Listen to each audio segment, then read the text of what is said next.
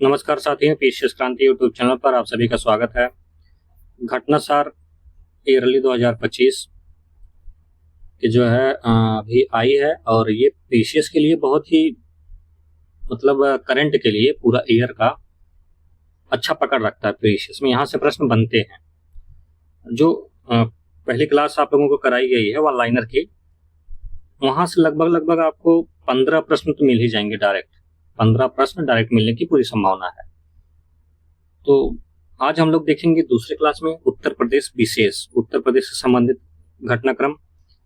जितने उत्तर प्रदेश में जहां से प्रश्न बनने की संभावना उत्तर प्रदेश से ज्यादा है, जो इसमें दिया है वो तो ठीक है, वहां तो वो तो आप पढ़िएगा। कुछ हम उसमें बताएंगे भी क्या इंपॉर्टेंट है, कहाँ से प्रश्न बनता है, उसको हाईलाइट करते हुए चलेंगे और इम्पोर्टेंट बताते हुए चलेंगे। आप लोग पीडीएफ से या बुक से जैसे साथ साथ रिवीजन करते हुए चलिएगा। तो अगर आपको पीडीएफ चाहिए तो आप जो है इसी नंबर पर 8447967801 पर टेलीग्राम या व्हाट्सएप पर मैसेज कर सकते हैं। आपको पीडीएफ प्रोवाइड करा दी जाएगी। अगर आपको मार्केट से बुक मिल जा रही है तो बेहतर है, आप बुक ले लीजिए और वहां से हमारे साथ जुड़े रहिए। आपको बताते चलेंगे क्या इंपॉर्टेंट है, क्या पढ़ना है, क्या छोड़ना है, कहाँ से एग्जाम में प्रश्न पूछते हैं। ठीक है, अगर मंथली आप लोग कवर कर लिए हैं तो ठीक है, यहाँ से रिवीजन कर लीजिए। अगर मंथली नहीं कवर कर पाए हैं तो यहाँ से पढ़िए भी और रिवीजन भी करिए। तो चलिए शुरू करते हैं आज का अपना टॉपिक, उत्तर प्रदेश विशेष। इसके पहले वाली क्लास वन लाइनर की है, वो वहाँ जाके आप लोग उसको देखिए, उसके बाद इसको देखिए, फिर हम उसके बाद राष्ट्रीय घटनाक्रम कराएंगे, फिर अंतर्राष्ट्रीय, फिर अर्थीय। उसके बाद एक एक क्लास में एक एक घटनाक्रम करते हुए आगे इसको 7-8 क्लास में खत्म कर देंगे। ठीक है, चलिए देखते हैं अपना पहला टॉपिक, उत्तर प्रदेश समसामयिक। ठीक, ये पूरे साल का है। उत्तर प्रदेश में जो घटनाक्रम हुई है साल भर में, सब यहाँ पे जो है कवर किया गया है। पहला टॉपिक है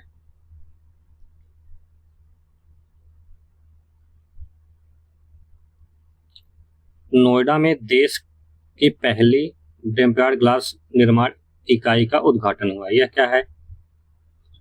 भारत ने इलेक्ट्रॉनिक आत्मनिर्भरता की दिशा में एक बड़ा कदम उठाते हुए मोबाइल उपकरणों के लिए अपनी पहली टेम्पर्ड ग्लास निर्माण इकाई का उद्घाटन किया है।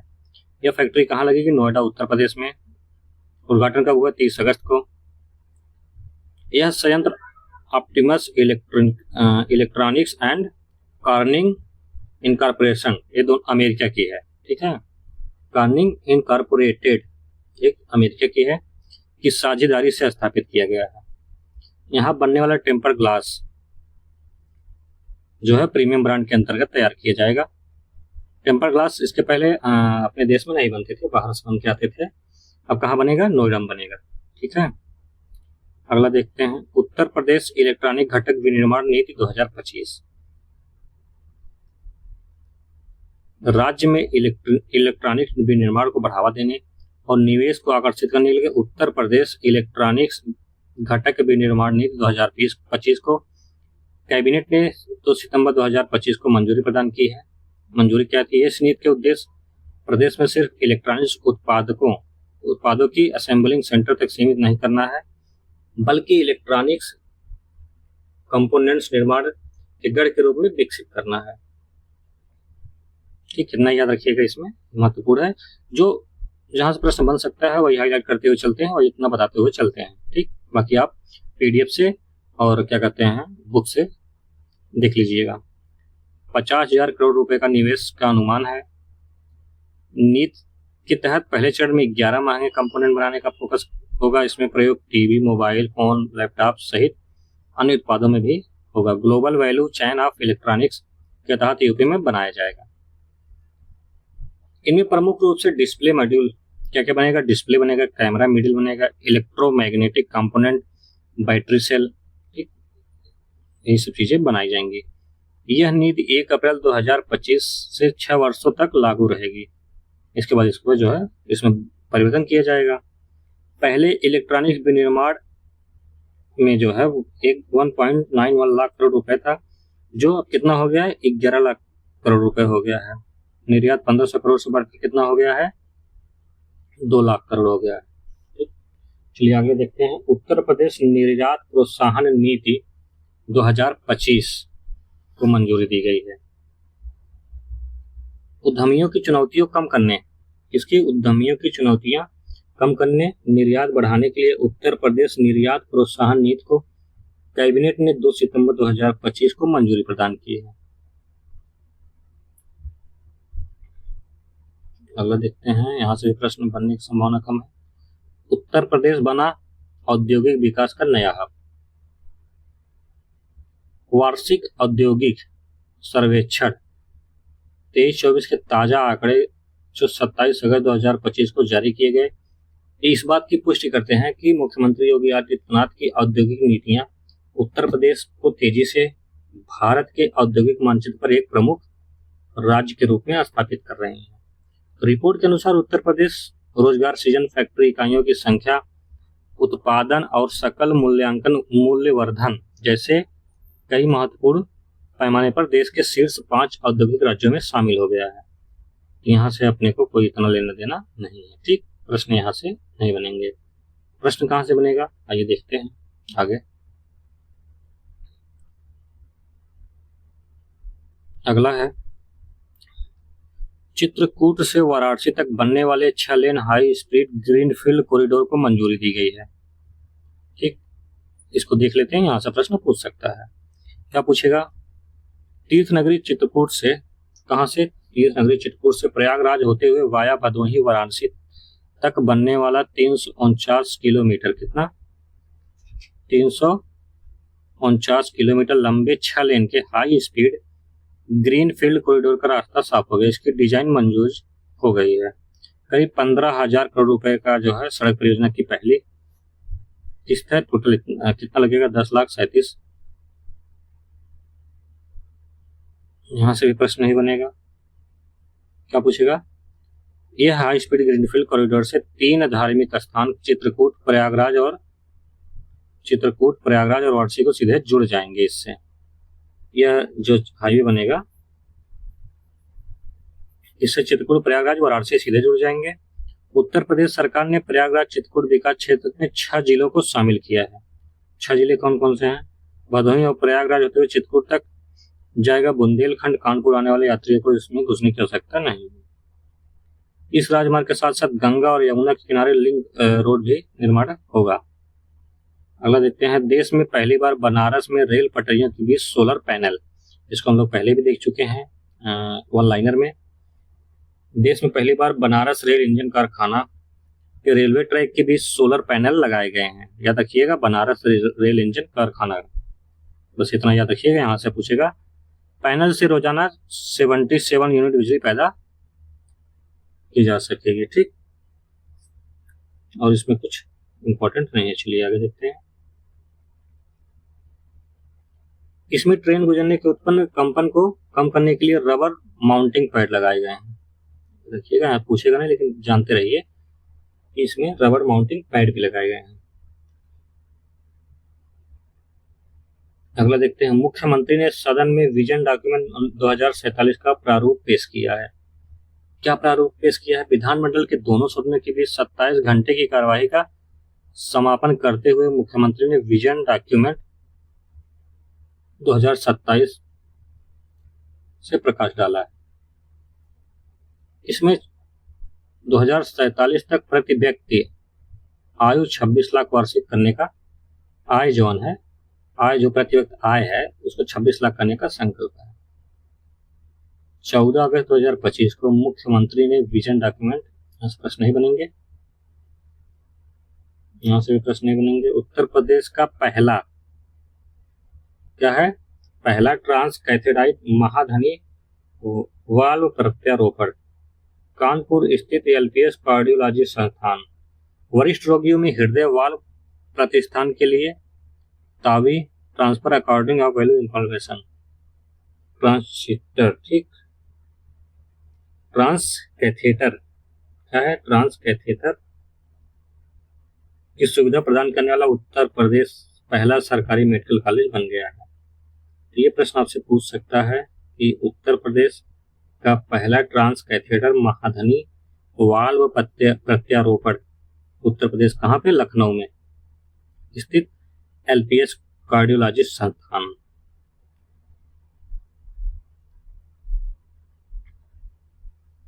ये एक ओपन हार्ट सर्जरी जो से बचाता है। यह तकनीक जोखिम को कम करने तथा वरिष्ठ हृदय रोगियों के जीवन की गुणवत्ता सुधारने की दिशा में महत्वपूर्ण कदम मानी जा रही है। बस आप इतना रखिएगा याद कि कहाँ पे हुआ है और पहली बार हुआ है। अगला क्या है, काशी विश्वनाथ मंदिर और श्री रामेश्वरम ज्योतिर्लिंग के बीच पवित्र जल विनिमय कार्यक्रम है। यह क्या है, 28 जुलाई को मुख्यमंत्री द्वारा काशी विश्वनाथ मंदिर और श्री रामेश्वरम ज्योतिर्लिंग के बीच पवित्र जल विनिमय कार्यक्रम का शुभारंभ किया गया है। किन के बीच, रामेश्वर ज्योतिर्लिंग और पवित्र जल विनिमय के। यह विनिमय कार्यक्रम प्रधानमंत्री नरेंद्र मोदी की काशी तमिल संगमम पहल का हिस्सा है। इससे भी प्रश्न पहले बन चुके हैं काशी तमिल संगमम पर। ठीक, इसमें विनिमय का है, विनिमय के अंतर्गत कलशों में भरा गया पवित्र जल रेत शामिल है। प्रयागराज के त्रिवेणी संगम, गंगा यमुना तथा पौराणिक सरस्वती का संगम का पवित्र जल के रेत और रामेश्वर कोटि तीर्थ तमिलनाडु स्थित रामेश्वर मंदिर का पवित्र जल शामिल था। इसका आदान प्रदान श्री रामेश्वर ज्योतिर्लिंग के देवकोट्टई जमींदार फैमिली ट्रस्ट के प्रतिनिधि और काशी विश्वनाथ मंदिर ट्रस्ट के अधिकारी संपन्न। अपने से मतलब नहीं, यहाँ से प्रश्न नहीं बनेगा। ठीक, उत्तर प्रदेश का पहला ग्रीन हाइड्रोजन प्लांट है, ये प्रश्न यहाँ से बनेगा, ये इंपॉर्टेंट है, इसको याद रखिएगा। देखिए, बहुत कम ऐसे टॉपिक है जहां से प्रश्न बनने की संभावना ज्यादा है, वो हम आपको बताते चल रहे हैं कौन कौन से टॉपिक है। मुख्यमंत्री द्वारा 17 अगस्त 2025 को गोरखपुर के खानिमपुर में, ये हम लोग पहले वन लाइनर में भी देख चुके हैं, इसके पहले जो हमारी अंतरराष्ट्रीय की घटनाक्रम की क्लास आई है वहां भी इसको हम लोग देखे हैं। खानिमपुर में टोरेंट समूह के ग्रीन हाइड्रोजन प्लांट का लोकार्पण किया है। टोरेंट गैस और टोरेंट पावर द्वारा स्थापित यह green hydrogen plant Uttar Pradesh का पहला और पूरे देश का दूसरा प्लांट है। ठीक, यहाँ क्या पूछेगा, उत्तर प्रदेश का पहला ग्रीन हाइड्रोजन प्लांट की जो है कहाँ स्थापित किया गया, तो गोरखपुर के खानिमपुर में किया गया है। पहला ग्रीन हाइड्रोजन है जो है गुजरात के कांडला बंदरगाह पर है। भारत का पहला हाइड्रोजन प्लांट गुजरात के कांडला बंदरगाह में स्थित है। अगला है च्यूनिंग अटल छात्रवृत्ति योजना। च्यूनिंग अटल छात्रवृत्ति योजना किससे संबंधित है? मुख्यमंत्री की उपस्थिति में 19 अगस्त 2025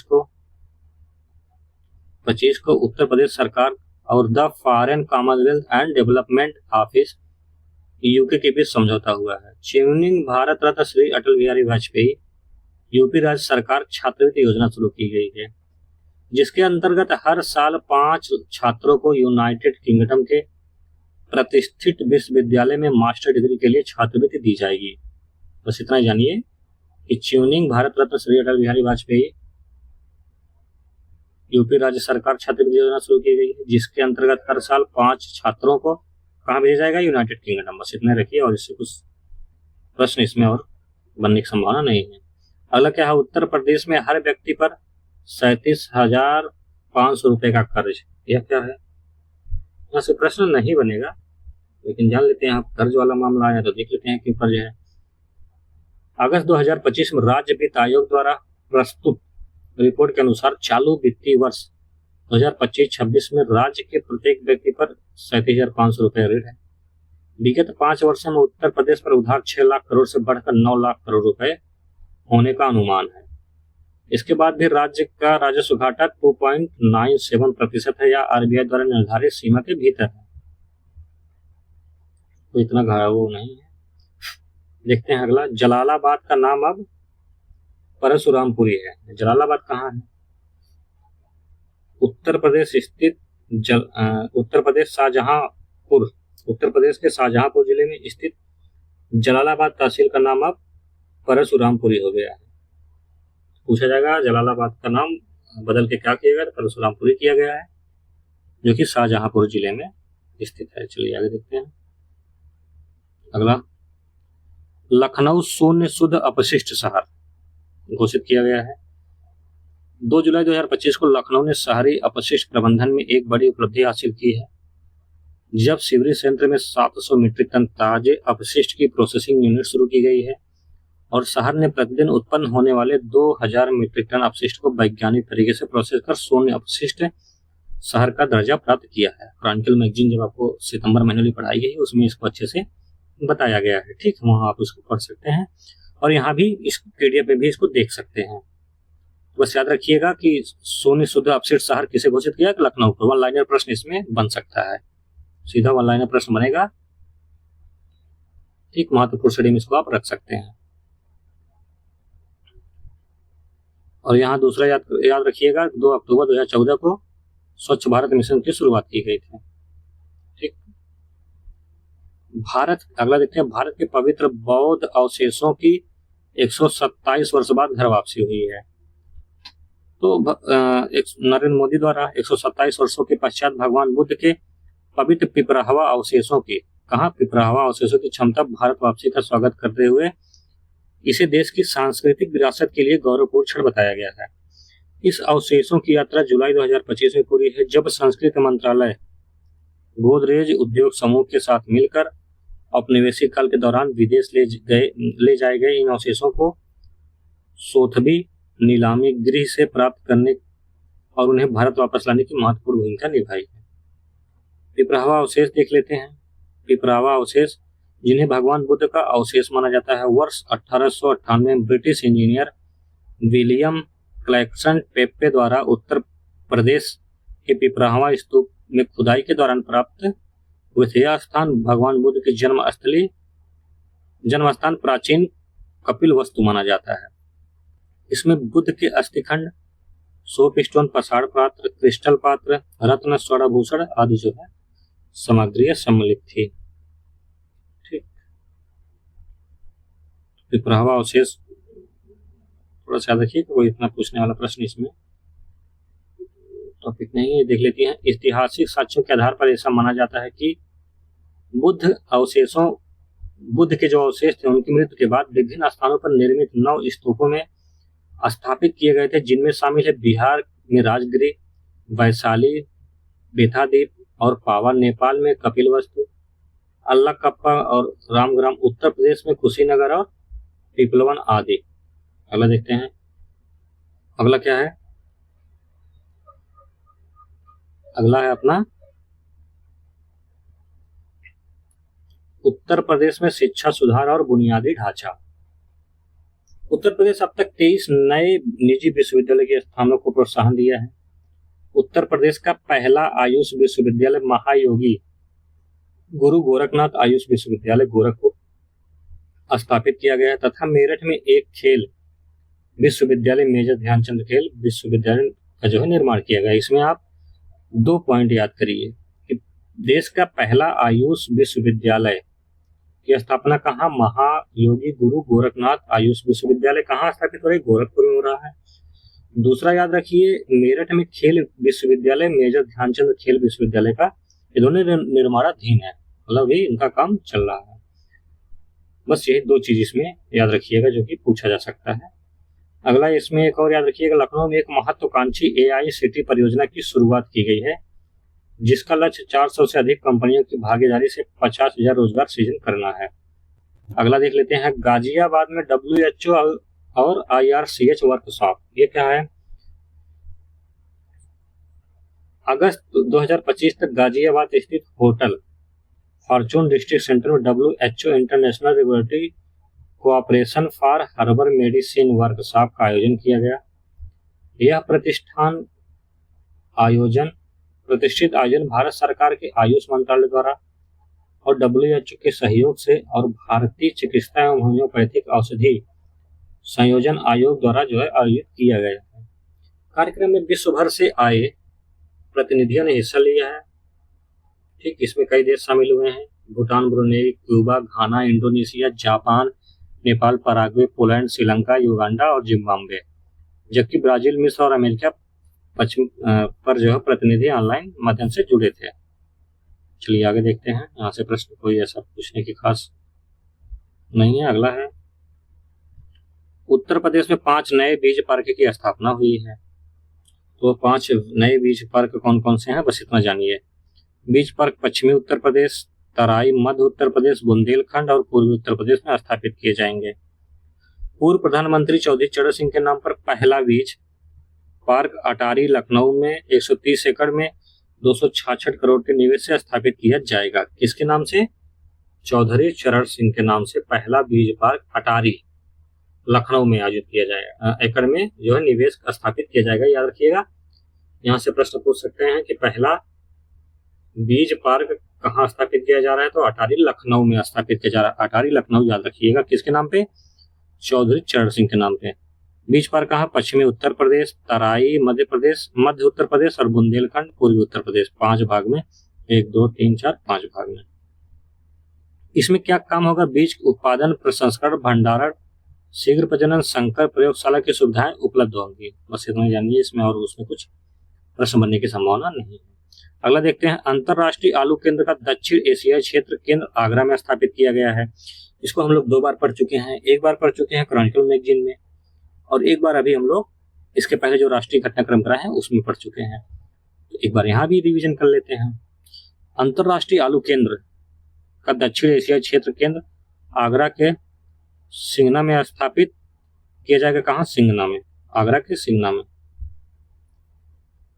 मंजूरी कब मिली है? 25 जून 2025 को। अगला देखते हैं, अलीगढ़ में देश का सबसे बड़ा ताला संग्रहालय। ताला निर्माण के लिए प्रसिद्ध अलीगढ़ शहर देश का सबसे बड़ा ताला संग्रहालय बनने का निर्णय प्रदेश सरकार ने लिया है। मुख्यमंत्री वैश्विक नगरोदय योजना के तहत प्रदेश सरकार ने 27 करोड़ रुपए की स्वीकृति दी है। इसके लिए ताला नगरी कौन सी है? अलीगढ़ है। ये आपका बेसिक प्रश्न भी कवर करा देगा। एक दिन एक क्लास में आपको जो बेसिक उत्तर प्रदेश के एकदम फैक्चुअल हैं उसको हम 20-25 मिनट आधा घंटे क्लास में करा देंगे, एकदम फैक्ट जहां से प्रश्न लगभग आपको जो नॉर्मल प्रश्न होंगे वो मिल जाएंगे, एग्जाम के पहले ही करा देंगे। अलीगढ़ में ताला व्यवसाय की सुरक्षा लगभग 200 वर्ष पूर्व शुरुआत जो है कब हुई थी? 200 वर्ष पूर्व हुई थी। बस इसमें भी यही याद रखिएगा कि क्या बनाया गया है, अंतरराष्ट्रीय केंद्र आलू केंद्र याद रखिएगा, ये इंपॉर्टेंट है। यहाँ से प्रश्न बन सकता है, ये इंपॉर्टेंट है। सबसे बड़ा ताला संग्रहालय, तो इसको अलीगढ़ आप सही कर लेंगे, तो जानते हैं ताले के लिए अलीगढ़ जो है मशहूर है। अगला देख लेते हैं, लोमड़ी व सियार के आक्रमण को मानव वन्यजीव संघर्ष की श्रेणी 2 में राज्य आपदा घोषित किया गया है। श्रेणी 2 में रखा गया है लोमड़ी और सियार के हमले से मानव वन्यजीव संघर्ष। कोई इतना खास इसमें प्रश्न नहीं बनेगा। अगला देखते हैं, लर्निंग बाय डूइंग कार्यक्रम, ये इंपॉर्टेंट है, मोस्ट इंपॉर्टेंट है। ठीक, इसको वेरी इंपॉर्टेंट में रखिए। ठीक, 14 जुलाई 2025 को उत्तर प्रदेश सरकार ने सरकारी स्कूलों में शिक्षा की गुणवत्ता सुधारने हेतु लर्निंग बाय डूइंग कार्यक्रम की शुरुआत की है। ये हम लोग 2 बार, तीसरी बार पढ़ रहे हैं लर्निंग बाय डूइंग कार्यक्रम। इसके पहले 2 बार पढ़ चुके हैं, क्रॉनिकल मैगजीन में अच्छे से पढ़ा गया इसको, उसके बाद राष्ट्रीय घटनाक्रम में भी बहुत अच्छे से तैयार किया गया है। ठीक, तो इससे प्रश्न बनने से पूरी संभावना है। इसका क्या, लर्निंग बाय डूइंग कार्यक्रम की शुरुआत की गई। इस कार्यक्रम का उद्देश्य कक्षा 6 से 8 के छात्रों को लकड़ी कार्य, धातु कार्य, ऊर्जा एवं पर्यावरण, कृषि एवं बागवानी तथा स्वास्थ्य और पोषण जैसे क्षेत्रों में व्यवहारिक प्रशिक्षण देना है। पायलट चरण में इसे 15 जिलों के 60 स्कूलों में शुरू किया गया है। ठीक, बस इतना याद रखिएगा। अगला देखते हैं, उत्तर प्रदेश का सलखन जीवाश्म पार्क यूनेस्को की अस्थायी सूची में है। ये भी बहुत इंपॉर्टेंट प्रश्न है, यहाँ से भी प्रश्न बनने की संभावना है। कैसे देखते हैं क्या है सलखन जीवाश्म पार्क, इसको पहले भी हम लोग पढ़ चुके हैं, आप लोग रिवीजन करिए। जितना करंट अफेयर पीछे पढ़ाया गया है वहां से आपको प्रश्न मिलेंगे और सेम प्रश्न मिलेंगे। उत्तर प्रदेश सलखन भी 2 बार पढ़ाया जा चुका है। सोनभद्र के सोनभद्र के सलखन जीवाश्म पार्क को हाल ही में यूनेस्को की अस्थायी सूची में शामिल कर लिया गया है, लिया गया है, जो कि क्यों लिया गया है ये देख लेते हैं। विश्व धरोहर स्थल सूची में जो है दिशा में प्रथम औपचारिक कदम है। यह जीवाश्म पार्क उत्तर प्रदेश के सोनभद्र में रॉबर्ट्सगंज लगभग 15 किलोमीटर दूर सलखन गांव में स्थित है। यह विश्व का सबसे पुराने जीवाश्म स्थलों में से एक है, जहां लगभग 1.4 अरब वर्ष पुराने स्ट्रोमेटोलाइट्स और शैवाल जीवाश्म पाए गए हैं। यहाँ से स्टेटमेंट वाइज भी प्रश्न पूछ सकता है। सलखन जीवाश्म पार्क दे देगा ऑप्शन में, फिर संबंधित कौन से तथ्य सही हैं, तो उसमें आपसे पूछ लेगा कि विश्व सबसे पुरानी जीवाश्म स्थलों में से एक है, तो वहां पूछ लेगा कि ये 1.6 अरब या 4 अरब वर्ष है इसमें एस्टेरॉइड, ठीक, ये पूछ लेगा। और कहाँ पर स्थित है, किस जिले में स्थित है, ऐसे 3-4 स्टेटमेंट बना लेगा। तो अस्थायी सूची में शामिल होना नामांकन प्रक्रिया का पहला कदम है। यूनेस्को की अंतिम निर्णय स्थल जब निरीक्षण करेगा और मूल्यांकन में शामिल होगा, 1 वर्ष का समय इसमें लगता है। यूनेस्को इसको निरीक्षण करेगा, ठीक, तब जाके आगे इसका काम होगा। 21 जून 2024 को UP eco tourism development board और Birbal Sahni institute of palaeo sciences Lucknow के माध्यम से इस संदर्भ में ज्ञापन हस्ताक्षर किए गए हैं, ठीक। यहाँ से प्रश्न भी कोई ऐसा बनने का वो नहीं है। अगला देखते हैं, उत्तर प्रदेश के कुशीनगर में इसरो का रॉकेट परीक्षण हुआ है। देखते हैं क्या हुआ है। उत्तर प्रदेश के कुशीनगर जिले के तमकुही राज तहसील में स्थित जंगल पट्टी गांव में 14 जून 2025 को भारतीय अंतरिक्ष अनुसंधान संगठन इसरो ने रॉकेट प्रशिक्षण का सफल परीक्षण किया है। प्रक्षेपण का क्या किया है, प्रक्षेपण का सफल परीक्षण किया है। यह परीक्षण इसरो के वैज्ञानिकों को के देखरेख में ट्रस्ट टेक इंडिया लिमिटेड ने किया है, जो पूरी तरह से सफल रहा है। परीक्षण के तहत रॉकेट 1.1 किलोमीटर की ऊंचाई पर गया। इसके बाद रॉकेट से एक छोटा उपग्रह बाहर निकला और उपग्रह 5 मीटर नीचे गिरा, तो उसका पैराशूट खुल गया, जिसकी मदद से लगभग 400 मीटर के अंदर धरती पर वापस आ गया। तो ये सब अपने से इतना इम्पोर्टेंट नहीं है। क्या इम्पोर्टेंट है कि कुशीनगर में इसरो के रॉकेट का परीक्षण उत्तर प्रदेश से किस जिले में किया गया, तो कुशीनगर जिले में किया गया, याद रखिएगा। जंगल पट्टी गांव में, जंगल पट्टी गांव भी पूछ सकता है, तो बस यही इतना याद रखिएगा। अगला देख लेते हैं। गोरखपुर लिंक एक्सप्रेसवे का उद्घाटन हुआ है 20 जून 2025 को। आजमगढ़ में गोरख लिंक एक्सप्रेसवे का उद्घाटन हुआ है। यह उत्तर प्रदेश के बुनियादी ढांचे के विकास में एक महत्वपूर्ण उपलब्धि है। कितना किलोमीटर लंबाई है गोरखपुर लिंक एक्सप्रेसवे का? 91.35 किलोमीटर लंबा है, ठीक, जिसमें उत्तर प्रदेश को एक्सप्रेसवे स्टेट के रूप में स्थापित करने और क्षेत्रीय संपर्क को बढ़ाने के लिए कौन कौन से जिले इसमें आजमगढ़, संत कबीर नगर, अम्बेडकर नगर, गोरखपुर जैसे प्रमुख जिलों को जोड़ता है। याद रखिएगा कितना लंबाई कितना है, तो 91.35। और कौन कौन सा जिला जोड़ता है? आजमगढ़, संत कबीर नगर, अम्बेडकर नगर, गोरखपुर, बस इतना ही याद रखिएगा, और इसमें कुछ खास नहीं है। अगला देखते हैं। उत्तर प्रदेश में पहला स्पेस एस्ट्रोनॉमी पार्क लखनऊ में, प्रदेश का पहला स्पेस एस्ट्रोनॉमी पार्क, यहाँ पूछेगा प्रदेश का पहला स्पेस एस्ट्रोनॉमी पार्क कहाँ स्थापित किया गया है, तो लखनऊ में किया गया, याद रखिएगा लखनऊ, ठीक। लखनऊ में प्रदेश का पहला स्पेस एंड एस्ट्रोनॉमी पार्क बनेगा। इसके लिए चक गजरिया सिटी, कौन सा? चक गजरिया सिटी में 10 एकड़ भूमि चिन्हित की गई है। इसके लिए आदेश 16 मई को ही दे दिए गए थे। तो इसमें क्या याद रखना है? केवल याद रखना है कि पहला स्पेस एस्ट्रोनॉमी पार्क की स्थापना कहाँ उत्तर प्रदेश में हुई है, तो लखनऊ में हुई है। और चक गजरिया सिटी में उत्तर प्रदेश विज्ञान एवं प्रौद्योगिकी परिषद से होगी। इसका विकास जो है कौन करेगा? उत्तर प्रदेश विज्ञान एवं प्रौद्योगिकी परिषद द्वारा किया जाएगा। आगे देखते हैं। लखनऊ को यूनेस्को क्रिएटिव सिटी नेटवर्क की गैस्ट्रोनॉमी श्रेणी के लिए नामित किया गया है। यह क्या है देख लेते हैं। जून 2025 में लखनऊ को यूनेस्को की क्रिएटिविटी सिटी ऑफ गैस्ट्रोनॉमी श्रेणी में शामिल करने के लिए नामित किया गया है। यह नामांकन अवधी व्यंजनों की समृद्धि परंपरा लखनऊ के विविध स्वादों पर आधारित है। तो उसी तरह खास इसमें भी प्रश्न बनने वाला नहीं है, ठीक। चलिए आगे देख लेते हैं।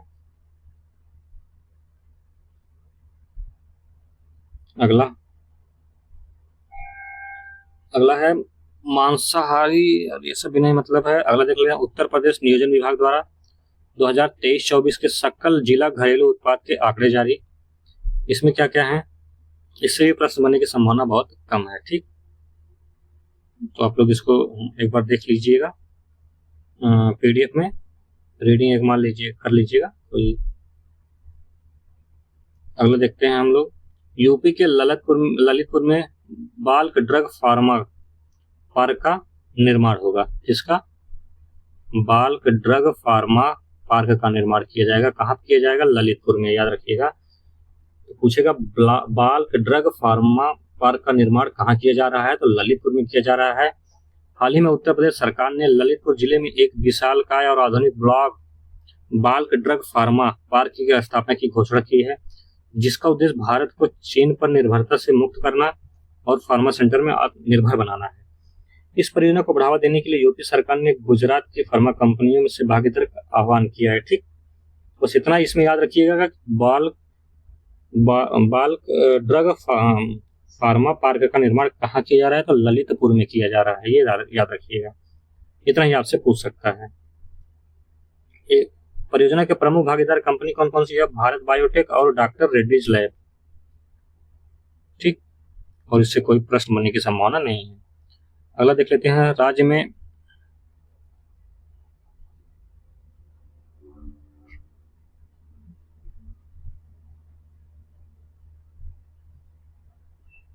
अगला क्या है इसमें, पुलिस भर्ती में अग्निवीरों को 20% क्षैतिज आरक्षण दिया जाएगा। बस इतना याद रखिएगा, और कुछ इसमें खास नहीं है। ठीक,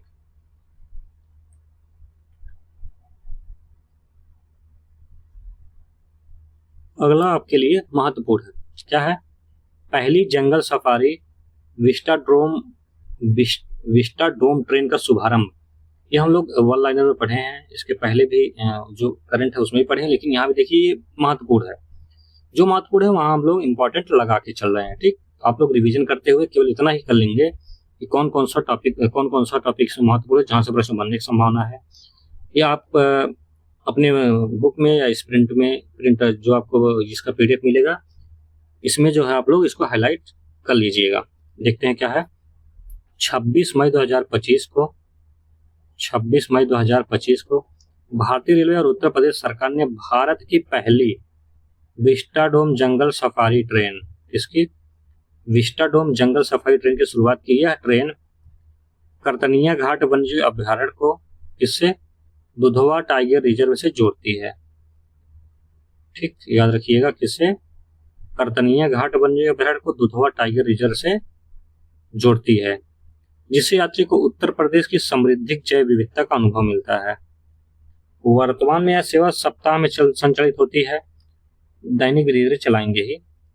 तो विस्टाडोम ट्रेन पहल Uttar Pradesh eco tourism board की एक गंतव्य 3 वन थीम का हिस्सा है, जिसका उद्देश्य दुधवा राष्ट्रीय उद्यान, करतनिया घाट और किशनपुर वन्यजीव अभ्यारण्य को एक संयुक्त पर्यटन स्थल के रूप में विकसित करना है। अगला क्या है? बफर से सफर योजना। पूछेगा बफर से सफर योजना शुरू करने वाला राज्य, तो उत्तर प्रदेश है। 26 मई 2025 को उत्तर प्रदेश वन एवं वन्यजीव विभाग ने बफर से सफर योजना के नाम से एक नई इको टूरिज्म पहल शुरू की है। यह पहल क्या है? इस योजना का प्राथमिक लक्ष्य बाघ अभ्यारण्यों के बफर क्षेत्रों में सतत और पर्यावरण अनुकूल पर्यटन को बढ़ावा देना है। इसका उद्देश्य स्थानीय समुदाय को पर्यटन क्षेत्र में प्रशिक्षित करना, रोजगार के अवसर प्रदान करना, सशक्त बनाना, साथ ही जैव विविधता संरक्षण को समुदाय को नेतृत्व में प्रोत्साहन करना है। बस इतना ही जानिए आप। इसमें यह योजना दुधवा, पीलीभीत, लखीमपुर खीरी प्रमुख बाघ रिजर्व बफर जोन में लागू की जा रही है। सोहगी बरवा और करतनिया घाट वन्यजीव अभ्यारण्य जैसे पारिस्थितिक रूप से महत्वपूर्ण क्षेत्रों को भी इसमें शामिल किया गया है। दुधवा राष्ट्रीय रिजर्व पार्क एक आधुनिक सूचना केंद्र स्थापित किया गया है, जो आगंतुकों को क्षेत्र में की वनस्पतियों, जीव जंतुओं और संरक्षण में शैक्षिक जानकारी प्रदान कर सकेगा। अगला देखते हैं, बनारसी शहनाई और बनारसी तबला को जीआई टैग मिला है। ये महत्वपूर्ण प्रश्न यहाँ से बन सकता है। ठीक, बनारसी शहनाई, बनारसी तबला को जीआई टैग मिला है। 15 अप्रैल 2025 को बनारसी शहनाई, बनारसी तबला को जीआई टैग प्रदान किया गया है, जिससे वाराणसी की समृद्धि, संस्कृति और शिल्प विरासत को राष्ट्रीय स्तर पर मान्यता मिलती है। बनारसी शहनाई देख लेते हैं। पारंपरिक सुशिर वाद्य यंत्र है, जिसकी जड़ें बनारस घराने से जुड़ी हैं। उस्ताद बिस्मिल्लाह खान ने इसे विश्व प्रसिद्ध बनाया है। प्रदेश में शहनाई वादन को शुभ और दिव्य माना जाता है। जो शादियों के धार्मिक अनुष्ठानों और मंदिरों में समारोह में बजाई जाती है। बनारसी तबला भी देख लेते हैं। बनारसी तबला घराना, जिसे पूरब घराना के नाम से भी जाना जाता है, इसकी उत्पत्ति वाराणसी में हुई। लयबद्धता, स्वर स्पष्टता और पखावज प्रभाव है इसे अन्य तबला शैलियों से अलग बनाते हैं। इसे कथक नृत्य के साथ विशेष रूप से संगत किया जाता है।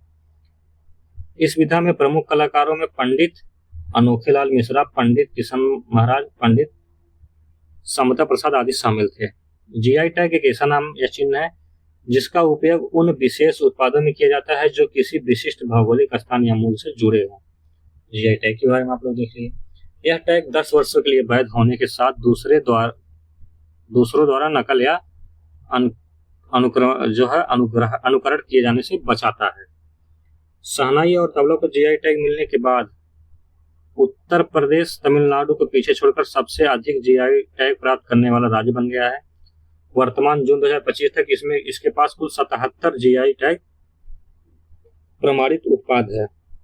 वही तमिलनाडु के पास 69 जीआई टैग है। तो याद रखिएगा, यहाँ से प्रश्न आपको पूछेगा कि उत्तर प्रदेश में जीआई टैग प्राप्त मतलब कितने जीआई टैग प्रमाणित है, तो 77 जीआई टैग। इसके बाद दूसरे नंबर पर तमिलनाडु, यहाँ से बेसिक से प्रश्न पूछ सकता है, याद रखिएगा। अगला देखते हैं, मुख्यमंत्री कृषक समृद्धि योजना। कृषक, इसमें क्या है? उत्तर प्रदेश में लघु एवं सीमांत किसानों को सस्ते दर पर ऋण व अन्य सुविधाएं उपलब्ध कराने के लिए मुख्यमंत्री कृषक समृद्धि योजना का प्रस्ताव मुख्यमंत्री योगी आदित्यनाथ ने दिया। 19 मई 2025 को लखनऊ में सहकारिता विभाग के आधिकारिक सूचना प्राप्त प्रस्तावित की गई थी। उसमें वही इतना है कि अगला देखते हैं, गोरखपुर में प्रदेश के चौथे अंतरराष्ट्रीय क्रिकेट स्टेडियम के निर्माण का प्रस्ताव दिया गया। कहाँ पे? गोरखपुर में। उत्तर प्रदेश में अंतरराष्ट्रीय स्तर पर क्रिकेट स्टेडियम कानपुर, कहाँ पे है? कानपुर और लखनऊ। कानपुर लखनऊ में है, जबकि ऐसा एक स्टेडियम वाराणसी में निर्माणाधीन है, जिसका जो अभी काम चल रहा है।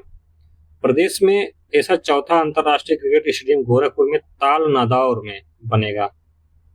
236 करोड़ रुपए की लागत से 50 एकड़ भूमि पर बनने वाले स्टेडियम का मुख्य परिसर में 45 एकड़ भूमि होगा। ये सब भूमि से मतलब नहीं है, बस इतना जानिए।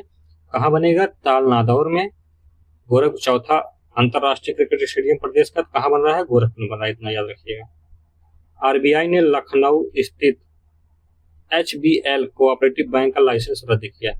आरबीआई ने किसका लॉन्च किया है? लखनऊ स्थित HCBL कोऑपरेटिव बैंक का लाइसेंस रद्द किया, बस इतना जानिए। अगला देखते हैं, भारत के सबसे बड़े टाइटैनिक व सुपर एलॉय प्लांट का लखनऊ में उद्घाटन हुआ है। राजनाथ सिंह और मुख्यमंत्री योगी आदित्यनाथ 11 मई 2025 को पीटीसी ग्रुप को 50 एकड़ परिसर में देश के पहले टाइटैनिक व सुपर एलॉय प्लांट का उद्घाटन किया है। बस इतना जानिए, कहाँ हुआ? लखनऊ में हुआ है, और इसमें से कुछ प्रश्न बनने की संभावना नहीं है। ठीक, चलिए आगे देखते हैं। अगला क्या है? प्रदेश सरकार द्वारा विश्व बैंक के सहयोग से यूपी एग्रीज एंड एआई प्रज्ञा पहल की शुरुआत की गई है। उत्तर प्रदेश सरकार और विश्व बैंक द्वारा यूपी एग्रीज और एआई प्रज्ञा पहल की शुरुआत की गई। इस पहल का उद्घाटन मुख्यमंत्री योगी आदित्यनाथ, विश्व बैंक के अध्यक्ष अजय बंगा द्वारा लखनऊ में किया गया है। किसका शुरुआत किया गया है? यूपी एग्रीज और एआई प्रज्ञा की पहल की शुरुआत की गई है विश्व बैंक के सहयोग से उत्तर प्रदेश सरकार द्वारा। याद रखिएगा, यहाँ से पूछ सकता है। तो यूपी एग्रीज परियोजना क्या है? उद्देश्य पूर्वांचल बुंदेलखंड के 28 जिलों में कृषि क्रांति लाना और महिलाओं की 30% हिस्सेदारी के साथ 10 लाख किसानों को लाभ पहुंचाना है। यूपी एग्रीज परियोजना का ये जो है उद्देश्य है। ठीक, आगे एआई प्रज्ञा क्या है? एक पहल के अंतर्गत राज्य सरकार का लक्ष्य 10 लाख युवाओं को कृत्रिम बुद्धिमत्ता, एआई और अन्य उभरती डिजिटल प्रौद्योगिकी से प्रशिक्षित करना है। ठीक, प्रज्ञा का पहल जो है शिक्षा, स्वास्थ्य, कृषि, ग्रामीण विकास, राजस्व और सचिवालय प्रशासन से विभिन्न राज्य विभागों के सहयोग से लागू किया जाएगा।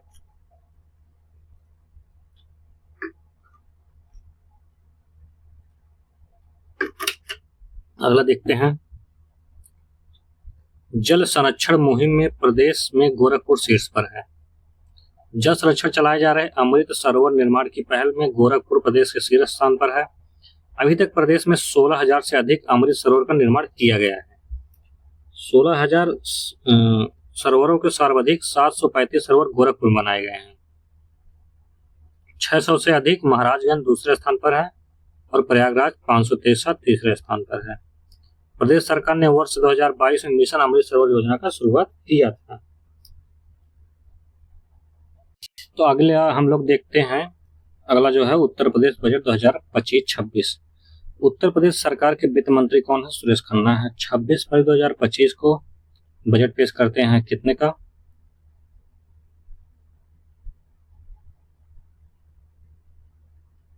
8,08,736 करोड़ का बजट जो है प्रदेश का सबसे बड़ा बजट है अभी तक का। 8 लाख करोड़ का बजट है, सबसे बड़ा बजट है। इसके पहले 6.5 लगभग 6,75,000 करोड़ का बजट था, की तुलना में 9.8% अधिक है। बजट में 22% हिस्सा जो है बुनियादी ढांचे व इंफ्रास्ट्रक्चर की मजबूती के लिए निर्धारित किया गया, जबकि 13% बजट शिक्षा के लिए, 11% कृषि के लिए, कितना? 13% बजट शिक्षा के लिए, 11% जो है कृषि के लिए, 6% शिक्षा एवं स्वास्थ्य के लिए, 4% संसाधन सामाजिक सुरक्षा कार्यों के निर्धारित किए गए हैं।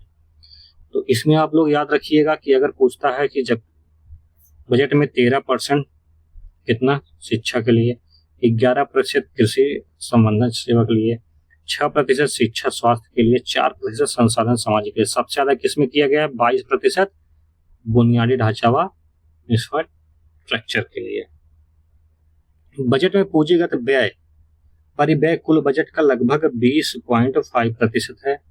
पूंजीगत परिव्यय के अंतर्गत अवसंरचना निर्माण, विस्तार और निवेश संबंधी व्यय शामिल है। 2025-26 में राजकोषीय घाटे का लक्ष्य सकल घरेलू उत्पादन का 2.97% है, जो कुल 91,03,980 लगभग अनुमानित है। बजट में प्राप्तियां और व्यय देख लेते हैं। राज्य के 2025-26 के बजट में सरकार का कुल व्यय कितना? 8,08,776 करोड़ प्रस्तावित है, जबकि कुल प्राप्तियां कितनी है? 7,79,242 करोड़ रुपए अनुमानित है। ये सब ठीक है। राजस्व प्राप्तियां कितनी है? ये है। पूंजीगत प्राप्तियां कितनी है? इसको आपको एक बार याद रखिएगा। पीडीएफ आपको मिल जाएगी, पीडीएफ देख के आप इसको कर सकते हैं। ठीक, 5,50,172 करोड़ रुपए कर राजस्व में प्रदेश का स्वयं का कर राजस्व 2,95,000 करोड़ रुपए है। केंद्रीय करों में राज्य का अंश 2,55,172 करोड़ रुपए शामिल है। कुल व्यय देख लिए, इतना करोड़ है, 8 ना। ठीक, राजकोषीय घाटा इतना, राजस्व बचत कितना होगा?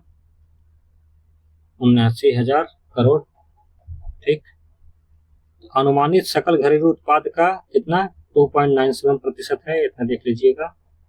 व्यय पश्चात कितना है? 29,493 करोड़ रुपए। बाकी और कुछ इसमें इतना खास नहीं है, ये भी देख लेते हैं।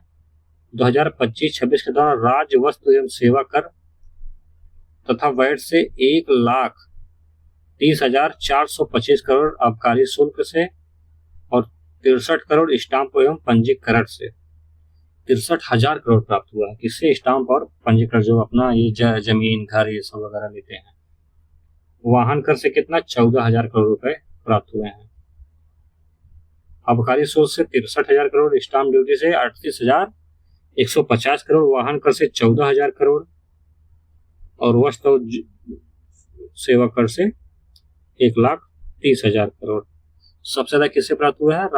जीएसटी से। ठीक, बजट की महत्वपूर्ण घोषणाएं कौन कौन सी होती है ये देख लीजिए। यहाँ से प्रश्न बनता है, जहां से प्रश्न बनने की संभावना ज्यादा है वो आपको हाईलाइट कर दे रहे हैं। ठीक, मुख्यमंत्री सामूहिक विवाह योजना के तहत दे 51,000 की धनराशि को बढ़ाकर कितना कर दिया गया है? 1 लाख कर दिया गया है। और क्या किया गया, और विधवा पुनर्विवाह व उनकी पुत्रियों के विवाह के लिए अनुमान्य राशि 1 लाख कर दी गई है। प्रदेश में छात्राओं को उच्च शिक्षा की पढ़ाई की तरफ आकर्षित करने के लिए ग्रामीण क्षेत्र के छात्राओं को प्रोत्साहन करने की रानी लक्ष्मीबाई स्कूटी योजना की घोषणा की गई है। इसमें क्या होगा, 20,000 हर महीना वेतन दिया जाएगा और सोर्सिंग में रखे गए लाखों कर्मचारियों को। ठीक, तो यहाँ से प्रश्न ठीक है, रानी लक्ष्मीबाई योजना याद रखिएगा। और क्या याद रखिएगा, मुख्यमंत्री समग्र विवाह को कितना 50 से 1 लाख कर दिया गया, बाकी पूछने की संभावना बहुत कम है। अगला देखते हैं, 5 लाख रुपए तक निःशुल्क इलाज के लिए ऐसे कर्मचारियों को मुख्यमंत्री जन आरोग्य आयुष कार्ड बनवाया जाएगा। वर्तमान में प्रदेश में 80 मेडिकल कॉलेज हैं, जिनमें 44 राज्य सरकार द्वारा संचालित एवं 36 निजी क्षेत्रों में है। ठीक, MBBS की कितनी सीटें हैं, 11,800। PG की कितनी हैं, 3,941 सीटें उत्तर प्रदेश में हैं। ठीक, अगला देखते हैं, 25-26 में बाबा साहेब भीमराव अम्बेडकर के नाम पर लखनऊ में स्मारक और सांस्कृतिक केंद्र की स्थापना का प्रस्ताव है। हर जिले में 100 एकड़ पर PP मॉडल पर सरदार पटेल जनपदीय आर्थिक क्षेत्र स्थापित करने का प्रस्ताव रखा गया है। ठीक, ये दोनों याद रखिएगा। संत कबीर के नाम पर 10 वस्त्र उद्योग पार्क तथा संत रविदास नाम पर 2 चर्म उद्योग पार्क स्थापित किए जाने का प्रस्ताव रखा गया है। अटल बिहारी वाजपेयी के जन्म शताब्दी वर्ष में इनके सम्मान में नागरिक क्षेत्रों में पुस्तकालय की स्थापना की जाएगी। ठीक, जन शताब्दी वर्ष में। लखनऊ स्थित अटारी कृषि प्रक्षेप पर 251 करोड़ की लागत से क्या बन रहा है, अभी आप लोग पीछे पड़े हैं, चौधरी चरण सिंह के नाम पर सीड पार्क का प्रस्ताव रखा गया है। कितने सीड पार्क बनने हैं, 5 सीड पार्क बनने हैं। प्रत्येक कृषि मंडी में माता सबरी के नाम पर कैंटीन और विश्रामालय स्थापित करने की घोषणा बजट में की गई है। मेधावी छात्रों के लिए 400 करोड़ रुपए की रानी लक्ष्मीबाई स्कूटी योजना को प्रस्तावित किया गया है। जितनी योजनाएं हैं ये बजट में, यहीं से प्रश्न पूछता है कौन कौन सी योजनाएं प्रस्तावित हैं। ठीक, तो यहाँ से याद रखिएगा। आगे देखते हैं, माता अहिल्याबाई होलकर के नाम पर श्रमजीवी महिलाओं के लिए छात्रावास का प्रस्ताव रखा गया है। किसके नाम पर रखा गया है, श्रमजीवी महिलाओं के लिए छात्रावास का प्रस्ताव किसके नाम पर, माता अहिल्याबाई होलकर। प्रदेश को आर्टिफिशियल इंटेलिजेंस के क्षेत्र में एक हब के रूप में विकसित करने तो लखनऊ में आर्टिफिशियल इंटेलिजेंस सिटी की स्थापना की जा रही है। ठीक, ये पीछे हम लोग पढ़ चुके हैं। राज्य सरकार द्वारा प्रदेश में 4 नए एक्सप्रेसवेज के निर्माण का निर्णय लिया गया है। आगरा लखनऊ एक्सप्रेसवे से गंगा एक्सप्रेसवे कैसिया जनपद हरदोई वाया फर्रुखाबाद तक प्रवेश नियंत्रित ग्रीन फील्ड एक्सप्रेसवे का निर्माण कराया जाएगा। 900 करोड़ रुपए की लागत आएगी। गंगा एक्सप्रेसवे को प्रयागराज, मिर्जापुर, वाराणसी, चंदौली होते हुए सोनभद्र से जोड़ने के लिए विंध्य एक्सप्रेसवे का निर्माण 50 करोड़ रुपए की व्यवस्था प्रस्तावित है। तो जो गंगा एक्सप्रेसवे बनाया जा रहा है प्रयागराज, मिर्जापुर, वाराणसी, चंदौली होते हुए सोनभद्र से जोड़ने के लिए विंध्य एक्सप्रेसवे का जो है निर्माण का घोषणा किया गया है। मेरठ को हरिद्वार से जोड़ने के लिए हेतु गंगा एक्सप्रेसवे को विस्तारित एक्सप्रेसवे का निर्माण प्रस्तावित है। ठीक, यहाँ से प्रश्न पूछने की संभावना कम है, बस इतना ही पूछते। बुंदेलखंड रीवा एक्सप्रेसवे का निर्माण प्रस्तावित है, जिसके लिए 50 करोड़ रुपए की व्यवस्था कराई जा रही है। प्रदेश में आर्थिक स्थिति, राजकोषीय नीति क्या है, राजकोषीय नीति। नीति आयोग द्वारा वित्तीय वर्ष 2014-15 से 2022-23 तक की अवधि की राज्यों की राजकोषीय स्थिति के संबंध में रिपोर्ट में उत्तर प्रदेश अग्रणी राज्य फ्रंट रनर की श्रेणी में है। समेकित फिस्कल हेल्थ इंडेक्स पूर्व वर्ष की तुलना में 2022-23 से बढ़कर कितना 45.9 हो गया है। RBI द्वारा राज्यों के बजट के संबंध में वित्तीय वर्ष 2024-25 में प्रस्तावित अध्ययन रिपोर्ट के अनुसार देश में सभी राज्यों को, ठीक है, यहाँ से प्रश्न कोई इतना इंपॉर्टेंट नहीं है, इसलिए सब आप लोग एक बार देख लीजिएगा, यहाँ से प्रश्न बनने की संभावना बहुत कम है। आगे देखते हैं, उत्तर प्रदेश में 8 वर्षों में सौर ऊर्जा उत्पादन में 10 गुना बढ़ोतरी हुई है। 25 मार्च 2025 को उत्तर प्रदेश सरकार को विगत 8 वर्षों में राज्य में सौर ऊर्जा उत्पादन में 10 गुना बढ़ोतरी होने की घोषणा की।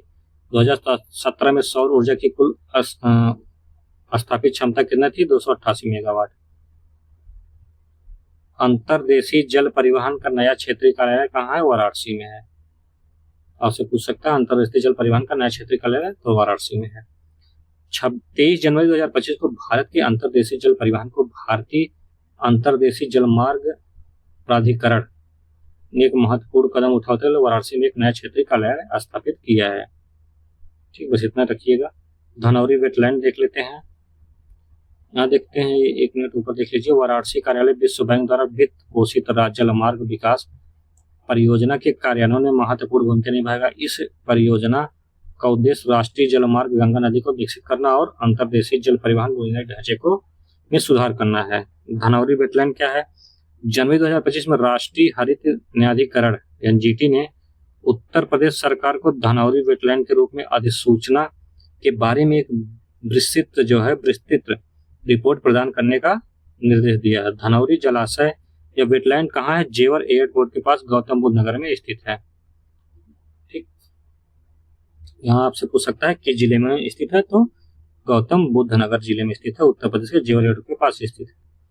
यहाँ विभिन्न पक्षी प्रजाति है जिनमें लुप्तप्राय सारस क्रेन भी शामिल है के लिए एक महत्वपूर्ण आवास है। उत्तर प्रदेश सरकार धनौरी वेटलैंड को अधिसूचित करने की प्रक्रिया में एनजीटी ने इस प्रक्रिया को देरी पर चिंता व्यक्त की है। धनौरी आर्द्रभूमि कितना हेक्टेयर में है? 112 हेक्टेयर में तक फैला हुआ है। अगला है उत्तर प्रदेश में देश का पहला बायो पॉलीमर प्लांट। ये आपसे इंपॉर्टेंट है, यहाँ पूछ सकता है इंपॉर्टेंट। ठीक, 22 फरवरी 2025 को उत्तर प्रदेश के मुख्यमंत्री योगी आदित्यनाथ ने लखीमपुर खीरी जिले में कुंभी में भारत के पहले बायो पॉलीमर प्लांट की आधारशिला रखी है।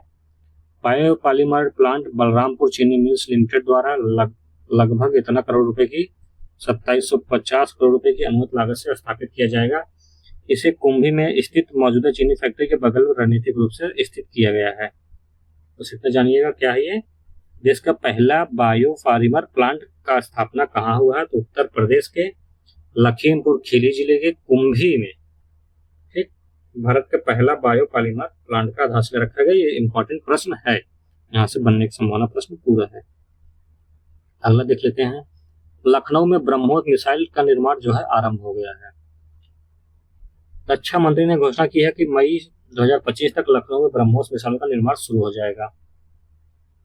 ठीक, यह परियोजना रक्षा गलियारा पहल का हिस्सा है जिसका उद्देश्य उत्तर प्रदेश तमिलनाडु में रक्षा निर्माण केंद्र स्थापित करना है। इस गलियारे का उद्देश्य भारत की रक्षा उत्पादन क्षमता को बढ़ाना है। बस इतना याद रखिएगा। अगला है उत्तर प्रदेश में देश का पहला टेक्सटाइल मशीन निर्माण केंद्र। ये भी इंपॉर्टेंट है। ठीक, क्या है? देश का पहला टेक्सटाइल मशीन निर्माण केंद्र यूपी में बनने की घोषणा राज्य सरकार ने लघु एवं मध्यम उद्योग मंत्री ने किया है कानपुर देहात में। कहाँ पे? कानपुर देहात में लगने की।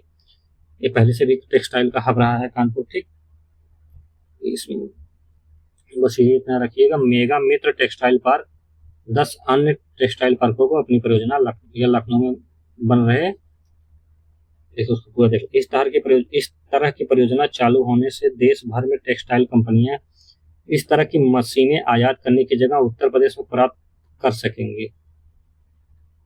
यही नहीं, लखनऊ में बन रहे मेगा मित्र टेक्सटाइल पार्क व 10 अन्य टेक्सटाइल पार्क में अपनी परियोजना लगाने वाले निवेशकों की मांग भी इससे पूरी होगी। मार्च 2025 में उत्तर प्रदेश सरकार ने उत्तर प्रदेश के हापुड़, मऊ, कानपुर, बाराबंकी, भदोही, गोरखपुर, गाजियाबाद, मेरठ, हरदोई और संत कबीर नगर में 10 नए टेक्सटाइल पार्क निर्माण करने की घोषणा की है। कहाँ पे किया गया 10 नए टेक्सटाइल पार्क बनाने के निर्माण की घोषणा?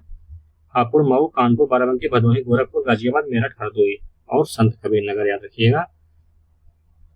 कानपुर देहात में भोगनीपुर के पास चपरघट्टा के करीब जो है इसका प्लांट का लगाया जा रहा है 875 एकड़ में। अगला है उत्तर प्रदेश में रडार फैक्ट्री।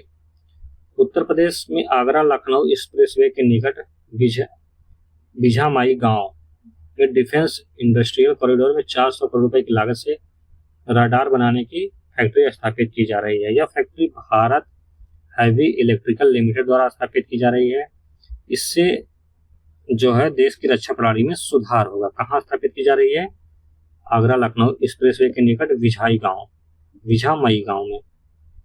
देखिएगा, उत्तर प्रदेश में रडार फैक्ट्री की स्थापना कहाँ की जा रही है, तो आपसे पूछ सकता है। तो विझामई गांव, ये भी आप इंपॉर्टेंट इस श्रेणी में रख सकते हैं। ठीक, चलिए आगे देखते हैं। वाराणसी में बनेगी डॉल्फिन सफारी। उत्तर प्रदेश सरकार ने 22 मार्च 2025 को वाराणसी में डॉल्फिन सफारी के निर्माण की घोषणा की है। इस सफारी को जिले के कैथी से ढकवा गांव के बीच प्रस्तावित किया गया है। ठीक, वाराणसी जनपद में गंगा नदी के डॉल्फिन संरक्षण के प्रदेश सरकार ने डॉल्फिन मित्र की नियुक्ति कर रखी है। पूछेगा डॉल्फिन सफारी कहाँ बन रही है, तो वाराणसी के कहाँ पे? कैथी से ढकवा गांव के बीच प्रस्तावित है अभी। अगला है, उत्तर प्रदेश के 3 हेरिटेज इमारतें होटल के रूप में विकसित की गई हैं। उत्तर प्रदेश के कौन सा? लखनऊ की रोशन उद्याला, छतर मंदिर और मिर्जापुर जिले में स्थित चुनार किला। अगला देख लेते हैं, वाराणसी और प्रयागराज को मिलाकर क्षेत्रीय प्राधिकरण के गठन की योजना। ठीक, क्या है? वाराणसी क्षेत्रीय प्राधिकरण की घोषणा की गई है।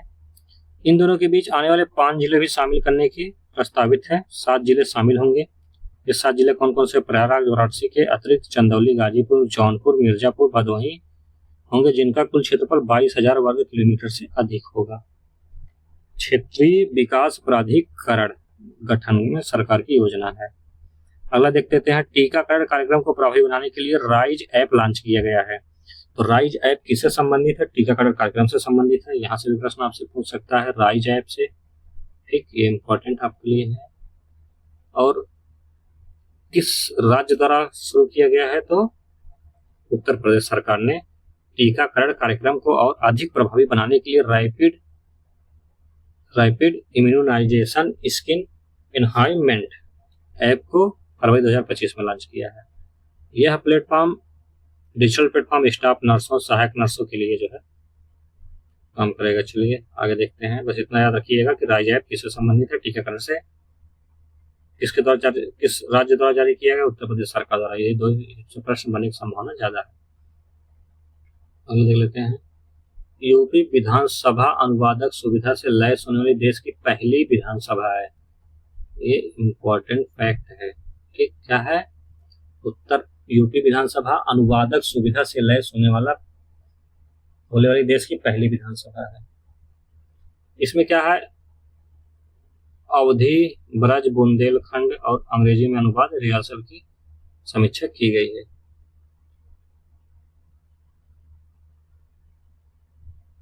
अगला देख लेते हैं, उत्तर प्रदेश में दुनिया के पहले एशियाई किंग गिद्ध संरक्षण केंद्र का उद्घाटन हुआ है। ये भी इंपॉर्टेंट है आपके लिए। ठीक, उत्तर प्रदेश के मुख्यमंत्री द्वारा 6 सितंबर को 2024 को गोरखपुर वन प्रभाग में कंपियरगंज रेंज के महाराजगंज जिले में स्थित भारी वैसी में स्थापित दुनिया के पहले एशियाई जटायु राजगिद्ध संरक्षण एवं प्रजनन केंद्र का उद्घाटन किया। ये हम लोग पिछले वाले एग्जाम के पहले भी इसको पढ़े हैं। अगला है, गोरखपुर में पूर्वांचल का पहला सैनिक स्कूल भी स्थापित किया। इसको हम पहले पढ़ चुके हैं, जगदीप धनखड़ द्वारा किया गया था। 7 सितंबर पूर्वांचल के पहले सैनिक स्कूल का लोकार्पण किया गया था। देख लेते हैं अब तथ्य सार, जो कि यही महत्वपूर्ण है। यहाँ से प्रश्न बनेंगे ज्यादा से ज्यादा, ये इंपॉर्टेंट है आपके लिए। ठीक, यहाँ से आपको प्रश्न बनेगा। देख लेते हैं वन लाइनर। उत्तर प्रदेश में कब से नो हेलमेट नो फ्यूल सड़क सुरक्षा अभियान की शुरुआत की गई? 1 सितंबर 2025 से। ये जो तथ्यसार है, यहीं से प्रश्न आपका ज्यादा बनने का संभावना है। उत्तर प्रदेश कैडर का वह आईपीएस अधिकारी जिन्हें हाल ही में उनके कैरियर के तीसरी बार राष्ट्रपति पदक से सम्मानित किया गया था, अजय कुमार साहनी को किया गया है। हाल ही में उत्तर प्रदेश सरकार ने IIT Kanpur, IIT BHU, IIT Roorkee जैसे संस्थानों के सहयोग से राज्य की कितनी नदियों को पुनरुद्धार के लिए अभियान शुरू किया है? तो 75 छोटी नदियों को और उनकी सहायक नदियों को। जुलाई 2025 में उत्तर प्रदेश सरकार ने कहां से आए हिंदू शरणार्थियों को भूमि अधिकार देने की घोषणा की है? तो बांग्लादेश से। कहां से आए हैं? बांग्लादेश से आए जो शरणार्थी हैं उनको भूमि देने का। अगला देखते हैं, 19 से 20 जुलाई 2025 को उत्तर प्रदेश में 2 दिवसीय युवा आध्यात्मिक शिखर सम्मेलन का आयोजित किया गया वाराणसी में। जुलाई 2025 में उत्तर प्रदेश सरकार ने महिलाओं को संपत्ति पर कितने प्रतिशत स्टाम्प शुल्क की छूट की मंजूरी प्रदान की है? तो 1%। 1 अगस्त 2025 को किसने मनोज कुमार सिंह की जगह उत्तर प्रदेश के मुख्य सचिव का पदभार ग्रहण किया? शशि प्रकाश गोयल ने।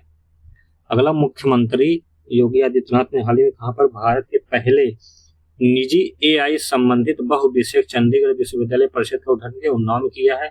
हाल ही में किसे उत्तर प्रदेश का पहला प्राइवेट रेलवे स्टेशन घोषित किया गया? गोमती नगर लखनऊ को।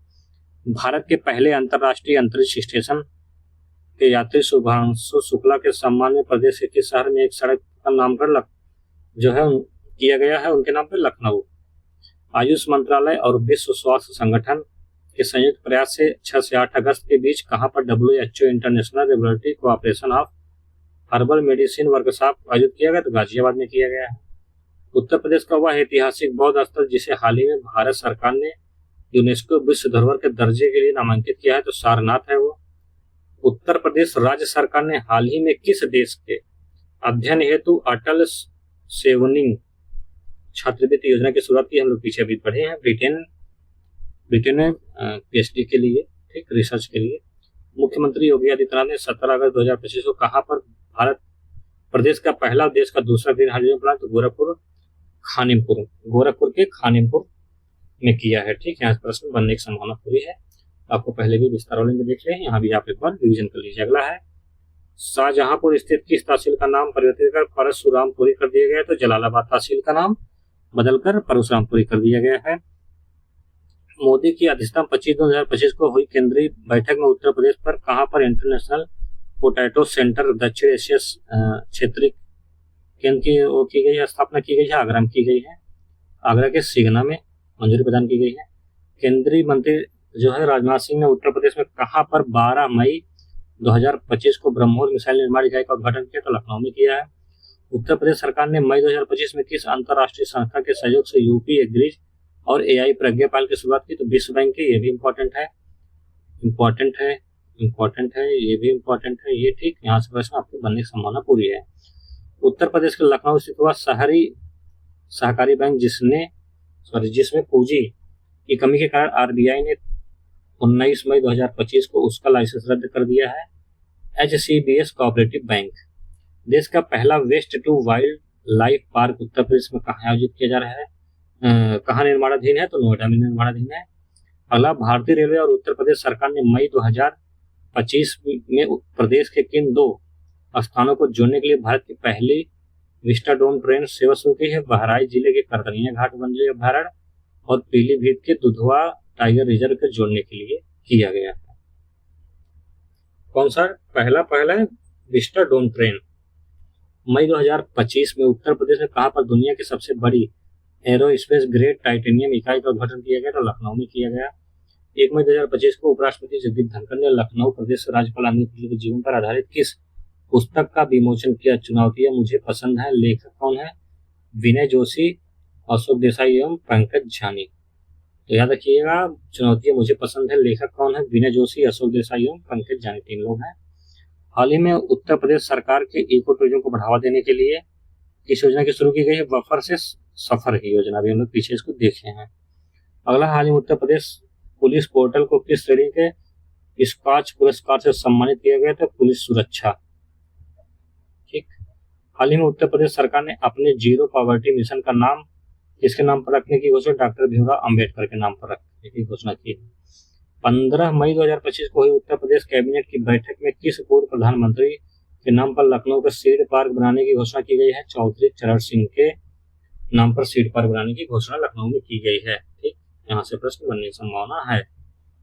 अगला, उत्तर प्रदेश सरकार ने वन डिस्ट्रिक्ट वन प्रोडक्ट योजना के तहत कितने नए उत्पादों को जोड़ा है? तो 12। ठीक, 12 नए उत्पाद जोड़े हैं।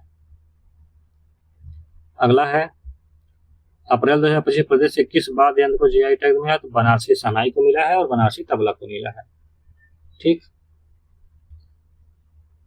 21 मई 2025 को किसने प्रशांत कुमार की जगह उत्तर प्रदेश के पुलिस महानिदेशक पद ग्रहण किया है? तो राजीव कृष्ण ने।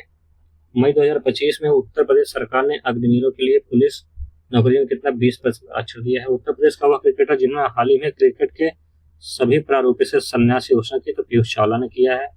उत्तर प्रदेश का पहला state institute of hotel management की स्थापना कहाँ की जा रही है, तो गोरखपुर में की जा रही है।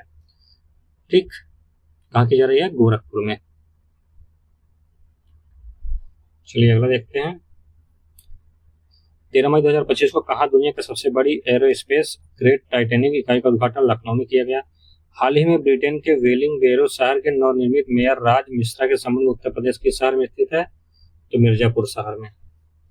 केंद्रीय इलेक्ट्रॉनिक एवं सूचना प्रौद्योगिकी मंत्री अश्विनी वैष्णव 3 नैनोमीटर और चिप डिजाइन केंद्र उत्तर प्रदेश से किस शहर में उद्घाटन किया, तो नोएडा ही मारिएगा अगर ऐसे कुछ प्रश्न आते हैं इलेक्ट्रॉनिक या किसी और चीज से संबंधित फैक्ट्री लगाने से, इलेक्ट्रॉनिक मोबाइल वगैरह, तो नोएडा में ही है। उत्तर प्रदेश पर्यटन विभाग ने पर्यटकों को भगवान बुद्ध से जुड़े स्थलों का भ्रमण कराने के लिए तो 2 से 7 जून के बीच किस यात्रा का आयोजन किया, बौद्ध यात्रा। भारतीय वायुसेना के लड़ाकू विमान 1 मई 2025 को उत्तर प्रदेश के निर्माणाधीन गंगा एक्सप्रेसवे को 3.5 किलोमीटर हिस्से पर वहां पर पहली बार रात्रिकालीन लैंडिंग का सफर अभ्यास यह शाहजहांपुर में किया है। अगला है, जून 2025 में उत्तर प्रदेश के किस शहर को यूनेस्को के क्रिएटिव सिटी ऑफ गैस्ट्रोनॉमी के नामांकित किया, लखनऊ को किया है।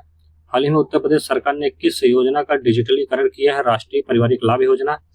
हाल ही में उत्तर प्रदेश का कौन सा शहर भारत के प्रमुख रियल एस्टेट निवेश स्थल के रूप में उभरा है, तो नोएडा। हाल ही में किस माध्यम से डिजिटल सार्वजनिक खरीद में उत्तर प्रदेश शीर्ष राज्य बन गया है, government e marketing place. Varanasi Uttar Pradesh का वह ओलंपिक हॉकी खिलाड़ी, वाराणसी उत्तर प्रदेश के वह जो अंतर्राष्ट्रीय हॉकी संन्यास लिया है, ललित उपाध्याय ने संन्यास लिया है। अगला है, मुख्यमंत्री योगी आदित्यनाथ ने 6 अप्रैल 2025 को उत्तर प्रदेश में कहां पर निजी क्षेत्र में सबसे बड़े एथेनॉल प्लांट का उद्घाटन किया है, तो गोरखपुर गीडा के सेक्टर 26 में। वह प्रतिष्ठित मीडिया रणनीतिकार विगर मीडिया वर्ल्ड वाइड के संस्थापक जिन्होंने 31 मार्च 2025 को प्रदेश का प्रतिष्ठित अनमोल रत्न पुरस्कार प्रदान किया है, तो निखिल सिंघल। 20 फरवरी 2025 को विधानसभा में प्रस्तुत उत्तर प्रदेश बजट 2025-26 का आकार कितना है, 8,08,736 करोड़ रुपए। अभी तक का सबसे बड़ा बजट है। ठीक, बजट से भी प्रश्न सीधे पूछता है। अगला है, उत्तर प्रदेश राज्य बजट 2025-26 में राज्य की प्रति व्यक्ति आय 2023-24 में कितना अनुमानित है, तो 93,514 रुपए। वर्ष 2023-24 में प्रदेश की जीडीपी वृद्धि दर रही कितना, 11.6%। उत्तर प्रदेश बजट 2025-26 में कहां पर देश का पहला AICT बनाने के लिए 5 करोड़ रुपए आवंटित किए गए, तो लखनऊ में।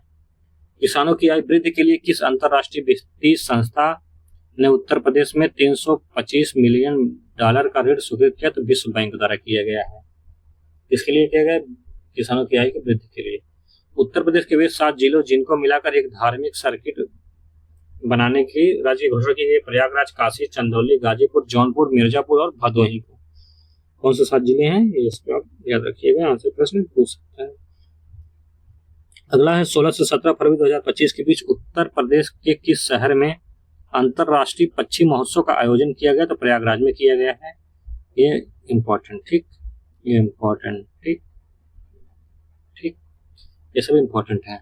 अगला देखते हैं, 7 से 9 मार्च तक बनारस के होटल ताज में आयोजित बनारस लिस्ट फेस्ट में किस उपन्यासकार को उनके उपन्यास the patient in ward number 12 के लिए Ruskin Bond fiction book award श्रेणी में भारत लिस्ट फेस्ट अवार्ड से सम्मानित किया गया, तो राजकमल झा को सम्मानित किया गया है। 28 फरवरी 2025 को राष्ट्रीय विज्ञान दिवस के अवसर पर उत्तर प्रदेश के गोड्डा जनपद में आयोजित अंतर्राष्ट्रीय कॉन्फ्रेंस की थीम थी scope of quantum technology in natural sciences. ठीक, अगला 28-29 मार्च 2025 को उत्तर प्रदेश में कहां पर राज्य स्तरीय विकसित भारत युवा संसद महोत्सव का आयोजन किया गया, लखनऊ विधानसभा में किया गया था। इस महोत्सव का उद्देश्य युवाओं को नीति निर्माण में भागीदार देना और लोकतांत्रिक मूल्यों को सशक्त बनाना है। 27 से 30 मार्च 2025 के बीच प्रदेश में कहां पर टेक्निकल फेस्टिवल टेक का आयोजन किया, IIT कानपुर में। स्वयं सहायता समूह के सहयोग से राज्य की महिलाओं को आत्मनिर्भर तथा स्वावलंबी बनाने के लिए दीदी प्रेरणा कैंटीन की शुरुआत 27 फरवरी 2025 को कहाँ की गई? कानपुर में की गई है। दीदी प्रेरणा स्कीम भी आप लोग याद रखिएगा। दीदी प्रेरणा कैंटीन यहाँ से प्रश्न पूछ सकता है, कहाँ? कानपुर में। उत्तर प्रदेश में कहाँ पर 25 फरवरी 2025 को हैंड प्रिंट लेने के लिए विश्व रिकॉर्ड बना? महाकुंभ प्रयागराज में। दुनिया का सबसे बड़ा इलेक्ट्रॉनिक शो इलेक्रामा 2025 का आयोजन 22 से 26 फरवरी 2025 को उत्तर प्रदेश में कहाँ किया गया? नोएडा के इंडिया एक्सो मार्ट।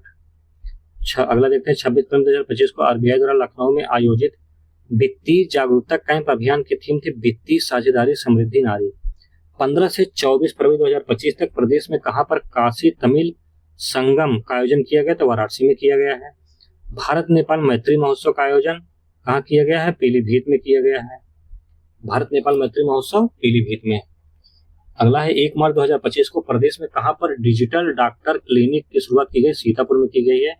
इंपॉर्टेंट है डिजिटल डॉक्टर क्लिनिक। ठीक। 7 से 8 मार्च को एआई पर चुनौती का अवसर और इंजीनियर पर प्रबंधन अनुबंध का 8वां अंतर्राष्ट्रीय सम्मेलन का आयोजन हुआ, लखनऊ में हुआ। कुशीनगर स्थित कलावती देवी स्मृति न्यास द्वारा आगे स्मृति सम्मान 2025 किसे दिया गया? कथाकार उदय प्रकाश को। वाराणसी नगर निगम का वह गांव जहां राज्य सरकार ने 300 बीघा जमीन पर वन क्षेत्र विकसित करने की घोषणा की, तो डोमरी गांव है। याद रखिएगा डोमरी गांव इसलिए फेमस है। वाराणसी नगर निगम का गांव है जो राज्य सरकार ने 300 बीघा जमीन पर क्षेत्र विकसित करने की घोषणा की है। ठीक। अगला देख लेते हैं। मार्च 2025 में प्रदेश सरकार ने अपने टीकाकरण कार्यक्रम को अत्यधिक प्रभावी बनाने के लिए कौन सा ऐप लॉन्च किया है? राइज ऐप लॉन्च किया है। ये हम लोग पीछे भी पढ़े हैं। राइज ऐप याद रखिएगा किससे संबंधित है? टीकाकरण कौन राज्य? उत्तर प्रदेश द्वारा जारी किया गया है। अगला देखते हैं 7 मार्च 2025 को उत्तर प्रदेश में कहाँ पर हैदराबाद के बाद भारत के दूसरे सबसे बड़े माइक्रोसॉफ्ट इंडिया के डेवलपमेंट सेंटर का शिलान्यास किया गया? नोएडा में। इस सेंटर में cloud computing, quantum computing, AI और साइबर सिक्योरिटी संबंधी तकनीकों का ध्यान रखा जाएगा। अगला है मुख्यमंत्री की अध्यक्षता में 10 मार्च 2025 को हुई कैबिनेट की बैठक में गेहूं का कितना मूल्य घोषित किया गया है? तो 2425 रुपये प्रति क्विंटल। हाल ही में उत्तर प्रदेश सरकार ने कहाँ पर स्वतंत्रता सेनानी चित्तू पांडे की स्मृति में स्मारक बनाने की घोषणा की? तो बलिया में। 11 से 13 मार्च 2025 तक उत्तर प्रदेश में कहाँ पर राष्ट्रीय स्वच्छ वायु कार्यक्रम पर नेशनल कॉन्फ्रेंस का आयोजन गोरखपुर में हुआ है। 13 मार्च 2025 को उत्तर प्रदेश सरकार ने प्रदेश में कितने नगर निगमों को सोलर सिटी के रूप में विकसित करने की घोषणा की? सभी 17 नगर निगमों को। ठीक। तो हमारा उत्तर प्रदेश का जो है उत्तर प्रदेश यहाँ पर समाप्त होता है। आप लोगों को जो है पीडीएफ प्रोवाइड करा दी जाएगी। किस पे? टेलीग्राम पे आप लोग मैसेज कर सकते हैं, आपको पीडीएफ भेज दी जाएगी। आप वहां से पीडीएफ प्राप्त कर सकते हैं। अगर आप बुक ले लिए हैं तो और बेहतर है। बुक को खोलकर आप यहाँ देख सकते हैं क्या इंपॉर्टेंट है, कहाँ से प्रश्न बन सकता है, उसको हाईलाइट कर सकते हैं। उतना रटना ज्यादा है, बाकी एक निगाह पूरी बुक पढ़नी है। ठीक। रटना उसको है जहां से प्रश्न बनना है। तो आज के लिए यही मिलता है, इतना ही। मिलते हैं अगले क्लास में राष्ट्रीय घटनाक्रम के साथ, जो कि अपनी तीसरी क्लास होगी। डेली इसकी क्लास आएगी, प्रतिदिन ला के इस क्लास को खत्म करेंगे। इसके बाद हम लोग आई दृष्टि को भी कवर करने की पूरी कोशिश करेंगे एग्जाम के पहले। तो ठीक है, चैनल को लाइक करिए, सब्सक्राइब करिए, कमेंट करिए। धन्यवाद।